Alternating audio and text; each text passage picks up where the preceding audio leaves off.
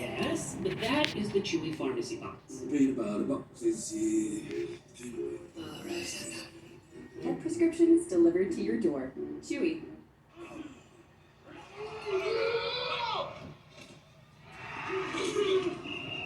Get in on the action with Prize Picks. Simply pick 2 or more players to win up to 10 times your money. How do you feel? 10 times my money? Woohoo! I can't believe it. Join over 1 million people who found a better way to play. Prize Picks is available in most states. Download the app today and get your first deposit matched up to $100. Prize Picks, daily fantasy made easy. I'll pick this one up. I earn 3% cash back on dining, including takeout with Chase Freedom Unlimited. So, it's not a problem at all. You guys aren't going to give me the fake bill fight? Come on, Cam. You're earning 3% cash back. You know me. Where's my wallet? Where's my wallet? What happened to you? Oh, no, stop. I insist. That was good, though. Earn big time with Chase Freedom Unlimited with no annual fee. How do you cash back? Chase, make more of what's yours. Sunday, the Bills meet Gang Green. Then the Rams and Bucks tussle in Tampa. All hail Sunday. The NFL is on CBS.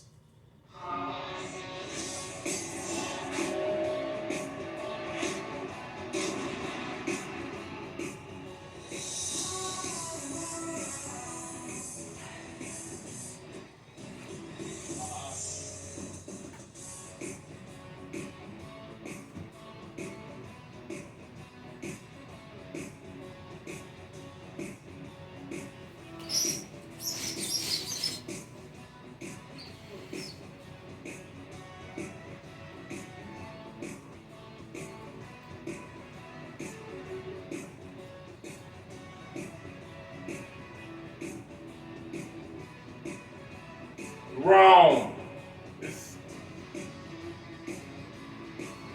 Trico. Supreme Court Division. Venice, Florida.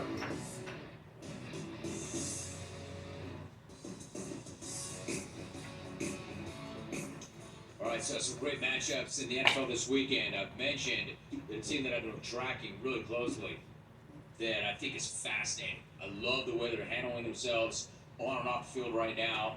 The Miami Dolphins getting after it at the trade deadline. We are joined right now by a safety for the Dolphins. He was the 36th pick overall in 2021 out of Oregon. Big year. 46 tackles, 2 INTs, a sack and a half, and a forced fumble all this season. Led Miami with 12 tackles in a 31-27 win over the Lions last week. Miami is 5-3. They're second in the AFC East. They're at Chicago on Sunday. We are joined by Jevon Holland. Jevon, great to have you on the show. How are you?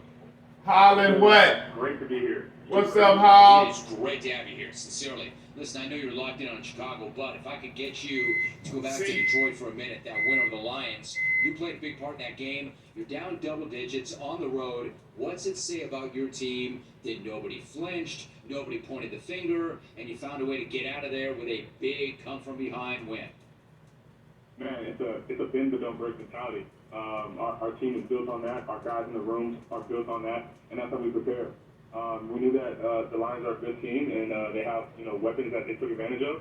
But as long as we stayed on our keys, focused on what our game plan was, we were able to come out and pull out the W. You see that goose egg in the second half. That's what we were shooting for when we went to the locker room. New teams. Moving forward, as long as we can only focus on the next play. So that's how we did in the locker room and came out and got it done. All right, so if somebody's listening right now, they can already tell you have a certain kind of energy. You're just 2 years in, but you're already playing at a very, very high level. It would seem to me if you're 2 years in, you're trying to slow things down, and probably you've already done that, but do you feel like other guys key and feed off of that energy, and is that part of your job? You approach it that way? That build up for the energy, that energy, knowing that you have those that you train and so and that are accustomed to your manner of leadership. My mentality, day in and day out. They pick up on that that's just my energy. focus. I can focus on my job and that's how my team wins. So keeping that calm mentality, making sure that everybody understands that as long as we So I did my Holland crew. we can make shit change.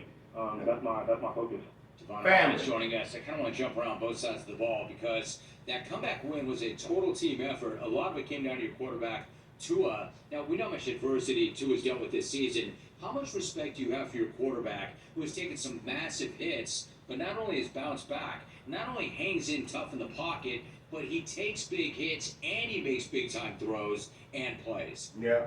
Matters that Both of them can matters. take Seeing him evolve, a hit and is deliver a today. hit. They can I've seen the compete process with of pass OTA and they through can offseason training and now to the season. they can It score. feels great. They can I'm run the more ball. If it excited comes down to it, than they can I take the have ball been, and you know, run. watching So. a quarterback of mine. Pego He Veloa. was a great competitor, a great guy, and you know he displays that on the field, off the field. I'm super excited for him and how he's out there balling. All right, so defensively, the defense already had a number of playmakers, but then you add a Pro Bowl linebacker in Bradley Chubb. He comes over in that deal before the trade deadline. They believed enough in him that they gave him the bag, signed into a $110 million contract extension.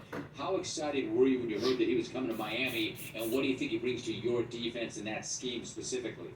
My defense when I scheme found out the news, I does was not like, include oh, that. My they came on my defensive Twitter. scheme is I jumped up a and down, far called back out, I was like, safety man, scheme. we It's pass not rusher. that Riley Taylor, like, linebacker what? scheme. That So, linebacker scheme. You know, hearing that had news was set elite. up, but You know, it's a him cornerback being here, he's a safety great person, division. great energy off the jump. Like he's dapping up guys before plays. You know, excited, loud, vocal. The type of guy that fits in our system. The type of guy that everybody tries to be. So I'm excited to have him. He brings a great dynamic to our defense, and you know he's going to help us tremendously. All right, so you said you called your dad. I'm going to ask you about your pop in a minute, but he also, Chubb, he brings the team another big personality. But it seems to me like you've got a head coach who lets guys be themselves and embrace that swagger. I'm on record as saying I love your head coach, Mike McDaniel. What's he like to play for and to be around at the facility? He's excited to play for it. You know, Well, Mike Daniels, I I call him Mike Daniels. I say Mike Daniels. I think that he can be a good part of your team. You're working set. I think it's a lot of, if they buckle down and, technically understand the game and then put out their show, they'll be able to win. So playing for him is awesome, and you know the ability that everybody just be themselves and you know just play fast, play relaxed. It helps the team a lot. John, I think what you said is really important. Like you said, we don't want to let him down. It seems to me not every guy is in a situation where they want to win for their coach. Like you want to win for a lot of reasons, right? You want to win because you want to win, or you want to win for the guy playing next to you. You don't always want to win specifically for the coach. Is that unusual, and how good does that feel? Like, I want to win for that guy, for the guy I'm playing for. Yeah, sometimes you bet for a coach and coach ain't had to win, and then you can get a lot of players that want to win and say that their coach is doing a good job. Always on your feet and cues, always on your toes, always wanting to make the play. But technique and opportunity, when those two meet, splash plays happen, and we always prepare properly, and we're always keying on technique, and Coach McDaniels is heavy on that. Make sure we're reading our keys, doing our technique. So that's where you see us out there. Splash plays come to us, but it's all about the culture that he's established in the building. When technique and opportunity meet, that's when splash plays happen. I like that. And then you've got some guys who can make it on both sides of the ball. I would imagine you personally get to deal with the likes of Tyreek Hill and Jalen Waddle every single day in practice. This is not an original question, but are they the league's best 1-2 punch right now at wide receiver? And do you think it's possible for defenses to cover both those guys when they're both on the field at the same time? Well, both of those guys as wide receiver would be an awesome thing to overcome. If you can those guys are get a defensive back that can check those taller backs and those fast, short receivers and those short, fast receivers. Digging live speed, it fascinates me day in and day out, definitely. So having those guys on our team makes me feel a lot better. John, you don't sound like, and you don't look like, and you don't play like a guy who's just in his second year. You're playing at an extremely high level. Do you feel like you're already one of the league's elite safeties? That's a great question. I would like to. I carry myself as such, and I feel like that reflects in my game. Prime time. I won't call myself, elite or whatnot. I just know that I want to have my team win, and I'll do it in any way fashion, any way possible. So. If it looks that way, then it is that way because I'm preparing that way and I'm practicing that way and I'm preparing myself, my body, my mind to go out there and make a difference on the field. Yeah, I think it looks that way and I think it sounds that way. Like, where did that come from? You're preparing yourself, your mind, and your body. When did you first start thinking like that? When did that first become a part of your mindset or your actual mindset? Football. At a very young age. When I started playing football very young in My Dallas. dad trained my whole life. He's And, trainer, ex-pro. And so I when I got was in grade, that that's basically where that mindset started. He told me that he didn't really have the energy to push me along. It was either I'm going to do it myself or back to the it's not going to get done. He'll be there early, but if the energy doesn't come from me, then it won't get done. So that's kind of where that started, and it kind of evolved into a more mature mindset as the years have gone on and the more I've played. So yeah, man, that's basically where that started at. I think that's fascinating. I say the same thing to my son. He plays high school baseball. I'm like, dude, if you don't want it for you, I'm not putting in the time because I don't have the energy. Like, why would I want it for you if you don't want it for you? So you better want it for you if you want it. And if you don't, that's fine. But I don't have the energy either. The difference is your dad played pro ball. Like, you were born in British Columbia.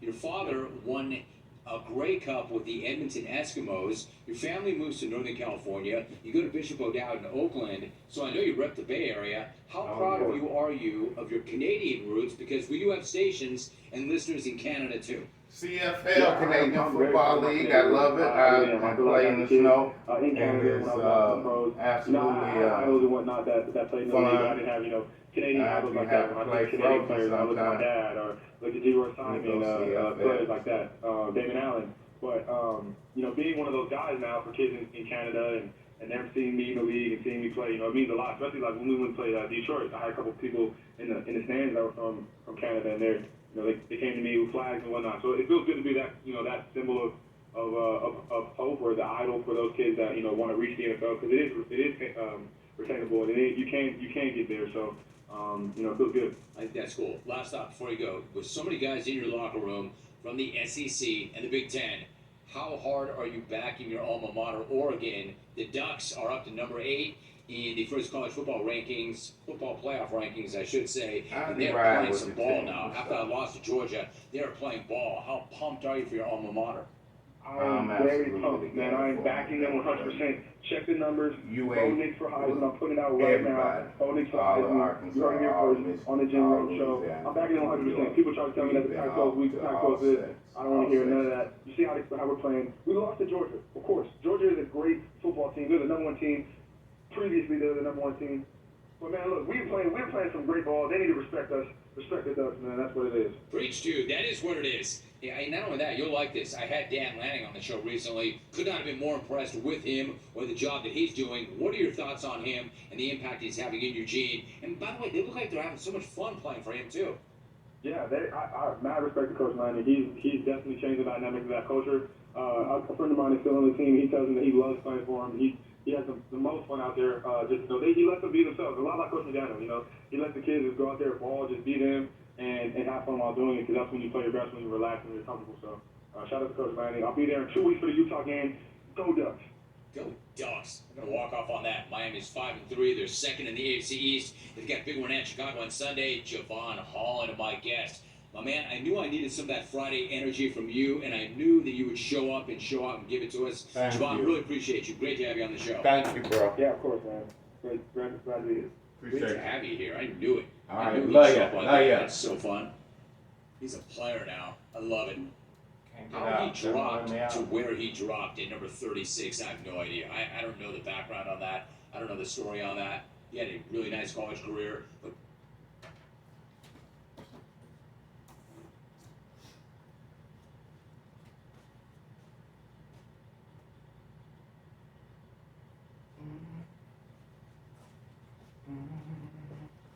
I hope we saw this on my movie. You didn't stop.